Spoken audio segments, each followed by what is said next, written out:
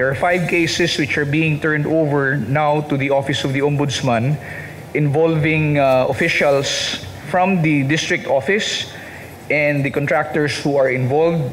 Isinumite na ng Department of Justice sa Office of the Ombudsman ang ilan sa kanilang investigation report sa Ghost Flood Control Project sa unang distrito ng Bulacan. Kaugnay nito, 5 kaso ang kanilang inirekomenda sa Office of the Ombudsman na maisampa sa mga sangkot na district engineers at contractors. Kasama na rito ang malversation, falsification by public officers, perjury at Anti-Graft and Corrupt Practices Act. As of this time, there are 5 cases where there are 5 different ghost projects. Bunsod nito, kasama sa mga unang inirekomendang kasuhan ang ilang individual na ipinatawag sa mga pagdinig sa Kongreso na umami na rin sa kanilang mga ginawang katiwalian. Sir, para lang po tama ang i-report namin, Yusek Roberto Bernardo, District Engineer Henry Alcantara, ADE Bryce Hernandez, JP Mendoza. Tama po ba, sir?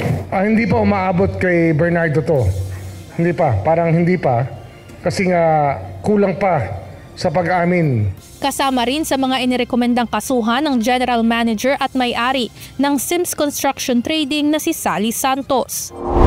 Ayon kay Ombudsman Remulla, mamadaliin nila ang pag-evaluate sa mga report na ipinasa ng DOJ upang formal nang makapagsampa ng kaso sa Sandigan Bayan at masimula na ang tuloy-tuloy na paglilitis. Hopefully, 10 working days would be sufficient to do it sa evaluation, baka less pa sa evaluation. Yung PI yung medyo kailangan natin yung proseso na tupadin natin. Giit nito, bubuo siya ng mga grupo sa opisina ng Ombudsman na tututok sa iba't ibang yugto mula sa investigasyon hanggang sa pagpa-file ng kaso. Lalo na at marami pang case recommendation ang inaasahang ipapasa sa Ombudsman sa mga susunod na linggo. It can stand already in court.